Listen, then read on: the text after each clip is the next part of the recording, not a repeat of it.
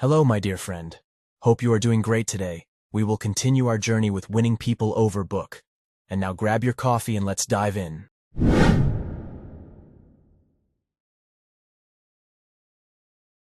You can make more friends in 2 months by becoming more interested in others than you could make in 2 years by trying to get others interested in you. We know those who err through life. They try to address others to get them interested in them. And this, of course, does not work. People are not interested in you. They're not interested in themselves all the time, morning and afternoon and night. The New York Telephone Company conducted a detailed study of telephone conversations to discover which words are most commonly used. It is the pronoun I that was used 3,990 times in 500 telephone conversations. When you see a group in a picture you are in, whose picture do you like? If you thought people were interested in you, answer this question. If you died tonight, how many people would walk in your funeral? Why should people care about you when you didn't care about them first? Take your pen and write down the answer. Napoleon tried that, and in a meeting with Josephine he said, "Josephine, I am as lucky as any man on the face of the earth, and from this hour you are the only person in the world I can rely on." And historians doubt whether she could be relied upon. The famous psychologist Alfred Adler authored a book entitled What Life Means to You, in which he says, "The individual who does not care about his friends is the one who has the greatest difficulties in life and inflicts the greatest harm on others, and it is among these individuals that the utter failure of the human being appears." You may read dozens of volumes on psychology written by brilliant scientists without encountering a more important statement for us. I don't like repetition, but Adler's statement pointed to the meaning I will repeat. The individual who does not care about his friends is the one who has the greatest difficulties in life and inflicts the greatest harm on others, and it is among these individuals that the utter failure of the human being appears. The editor of Collier's said that he can pick dozens of stories that pass over his desk every day, and after reading a few paragraphs of the story, he can sense whether the author loves people or not. He said, "If the author doesn't love people, people won't love his stories." This experienced editor paused twice in the course of his talk about story writing and apologized for giving a religious lecture. He said, "I'm telling you the same things they would tell you and preach to you. But remember, you have to care about people if you want to be a successful story writer." If this is a truth about writing stories or novels, you can be sure it contains 3 times the truth in direct dealing with people. The intense caring about people's problems is what made Dr. Charles one of the most successful presidents in running the university. We will mention that he controlled Harvard's fate for 4 years after the Civil War, and for 5 more years before the outbreak of World War I. This is an example of how Dr. Eliot worked. If we want to make friends, we must work for them by doing things that take time, energy, courage, and consideration for others' feelings. And when the Duke of Windsor was the Prince of Wales scheduled to tour South America, he spent months before beginning the tour studying Spanish, so he could deliver a speech in the language of the people. And this was the reason South Americans loved him. Years ago, the writer says he came up with an idea to discover his friends' birthdays. He started asking his friends about their birthdays and noting them down in a notebook without his friends knowing. At the beginning of each year, he would have a schedule of birthdays in his own calendar. When someone's birthday came around, he would have their greeting card or letter ready. He was always the only person who remembered. If we want to win friends, let's greet them with enthusiasm and vibrancy. And when someone calls you on the phone, use the same keenness. Say, "Hello," in tones that show how delighted you are that someone is calling you. The New York Telephone Company runs a school to train its employees to say, "Number, please," in a tone that means, "Good morning. I'm happy to be of service to you." Remember this when you answer the phone tomorrow. Does this philosophy succeed in business? Charles R. Waltz, an employee at one of New York City's largest banks, was assigned to prepare a special confidential report about a certain institution. He knew that one man possessed the facts he urgently needed. So Mr. Waltz paid a visit to that man, the manager of a large industrial company. When Mr. Walters settled in the manager's office, a young woman poked her head through the door and informed the manager that he had no stamps that day. The manager explained this to Waltz, saying, "I collect stamps for my 12-year-old son." Then Mr. Waltz started talking about his mission, asked questions, but the manager was vague and spoke in generalities. He didn't want to disclose anything and couldn't be persuaded, so the meeting was short and deep. Mr. Waltz said while telling his story. Frankly, I didn't know what to do. Then I remembered what his secretary had told him. Stamps. A 12-year-old son. And I remembered that the outside administration at the bank collects stamps, removed from letters from every continent across the 7 seas. Then he said, I visited this man the next day at noon and said briefly, I have some stamps for his son. May I come in? He said enthusiastically, Yes, sir. Smiles broke out and goodwill appeared. George will like this kind, he kept saying as he fondled the stamps and turned them over. He added, Look at this, it's a treasure.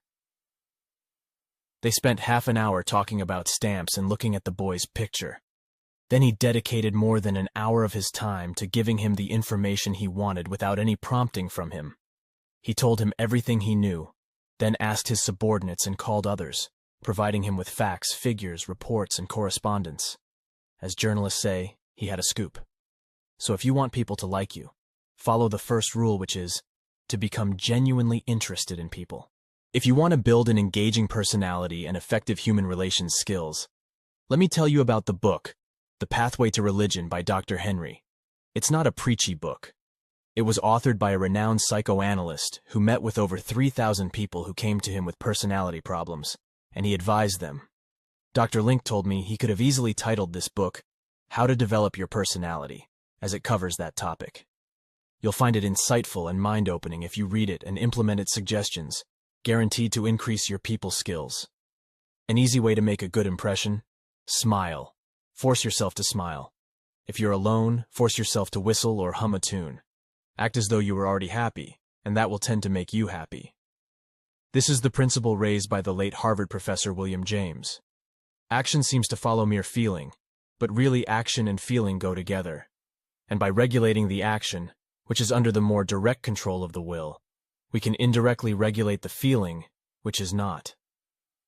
And so the sovereign voluntary path to cheerfulness, if our cheerfulness be lost, is to sit up cheerfully and to act and speak as if cheerfulness were already there. Everyone in the world is seeking happiness, and there is one definite way to get it, and that is by controlling your thoughts. It doesn't depend on outer circumstances. It depends solely on your inner circumstances. I have seen happy beaming faces among Chinese coolies sweating and toiling in China's deadly heat for 7 cents a day. Shakespeare said, There is nothing either good or bad, but thinking makes it so. Lincoln once noted that most folks are about as happy as they make up their minds to be. The writer says, Yes, he was right. I recently saw a striking example of that truth. I was going up the steps of the Long Island Railroad station in New York.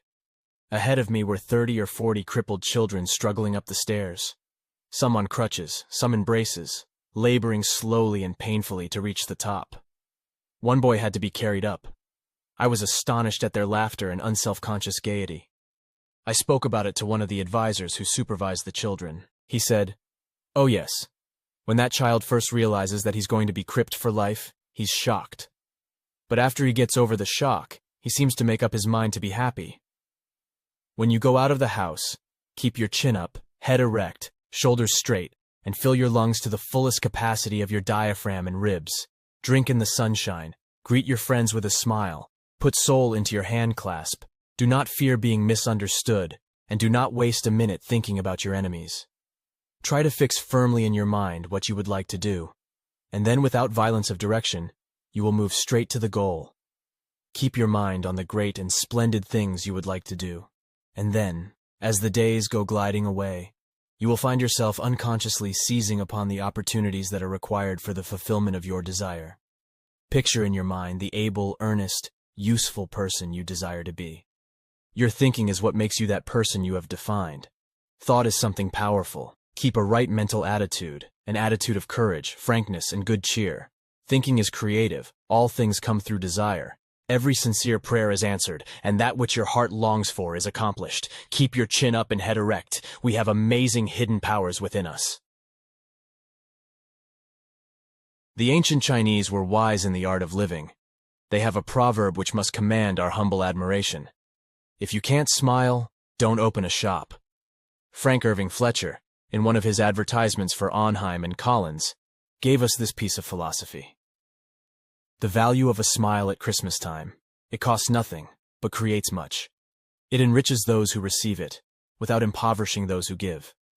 It happens in a flash, and the memory of it sometimes lasts forever.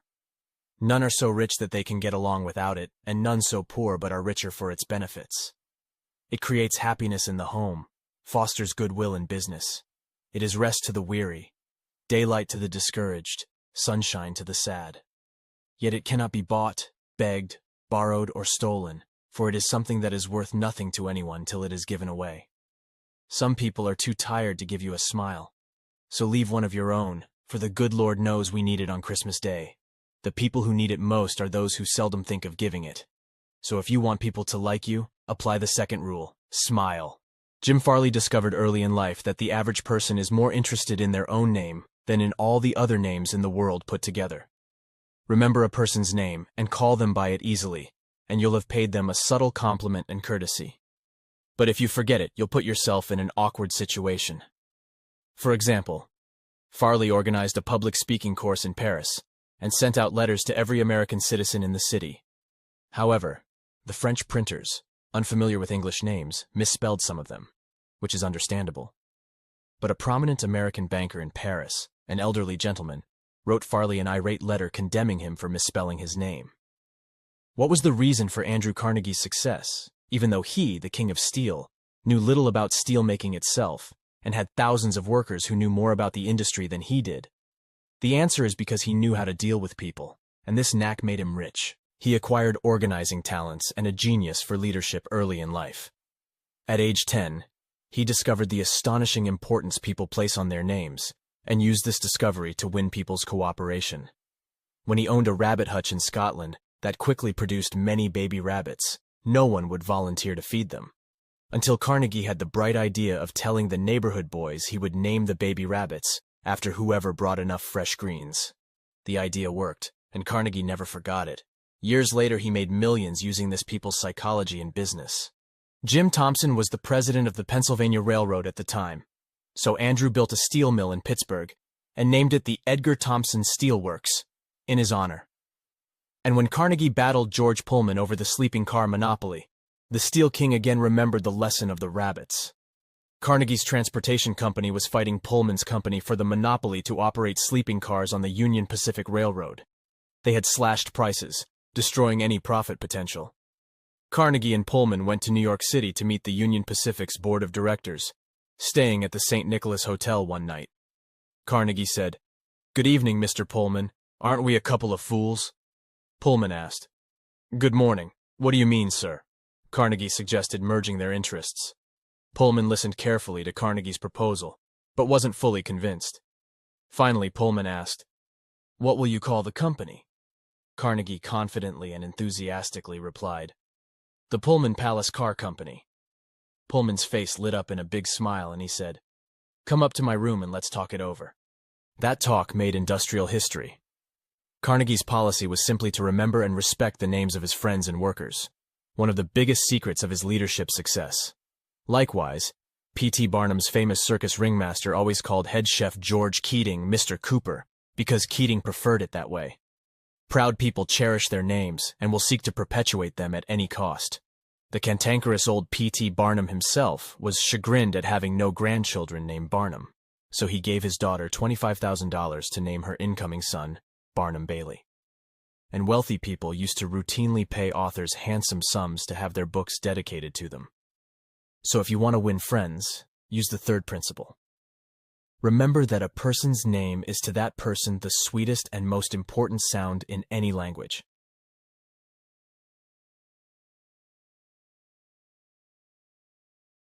What is the secret of a successful interview between two businessmen? Charles Schwab said, "There is no secret. Just put yourself in an attitude of listening and agreeing as much as possible." Years ago, there was a poor Dutch immigrant boy who washed bakery windows after school for 50 cents a week.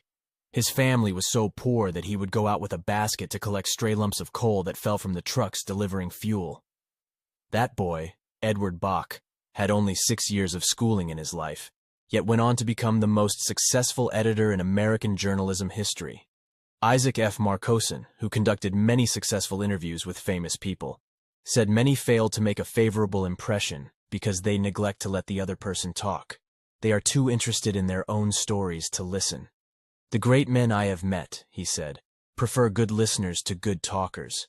But the ability to listen seems rarer than almost any other good trait. And it's not just the great who need good listeners. Common people do too. As Reader's Digest once noted, many people calling on the doctor might really have nothing more to do than they need someone to listen.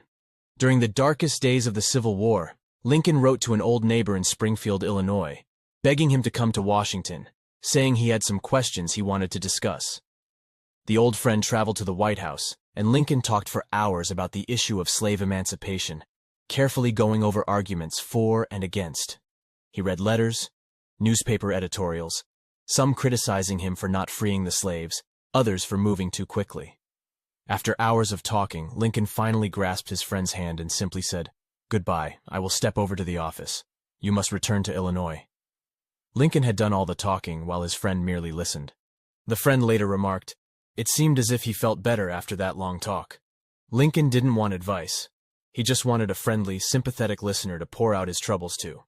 We all want that when we're struggling with a weighty problem. Whether we're presidents, grappling with monumental decisions, or just someone dealing with a difficult boss or situation. If you want to drive people away, have them laughing behind your back and looking down on you, here's the way to do it. Don't listen to anyone. Talk incessantly. If an idea pops into your mind while your friend is speaking, don't wait for them to finish. They're no smarter than you. Why waste your precious time listening to their dribble? Cut them off mid-sentence. Do you know people like that? Unfortunately, I do.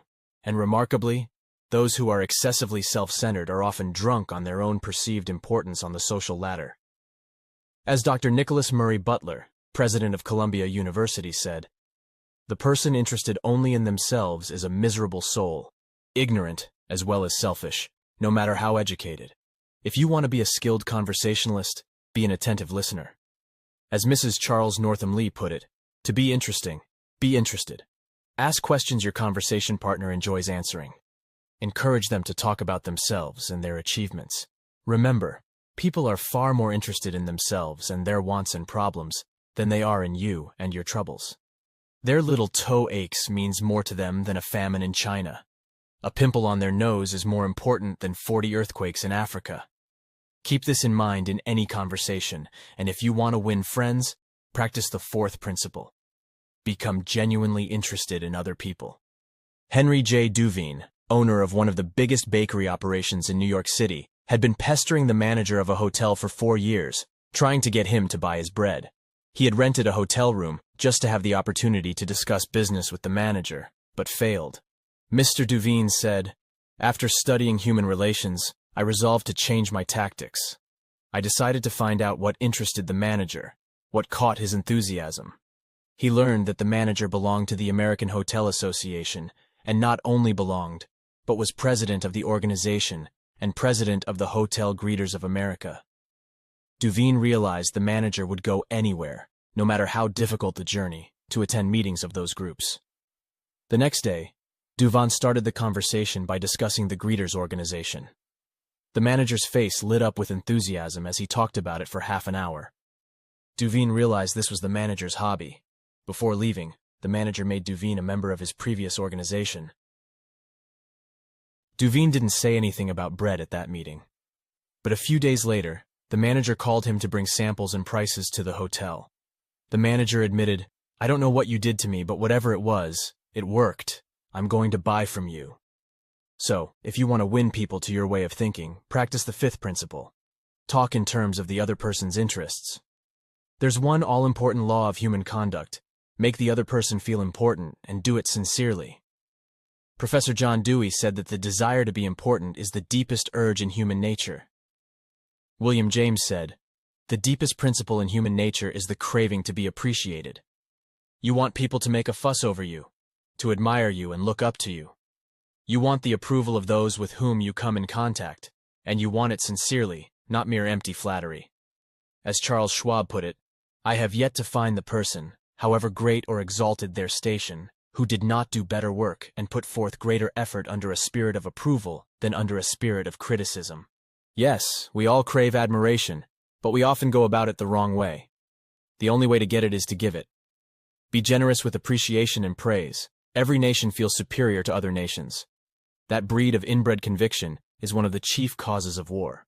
And the same human trait causes conflicts within any group.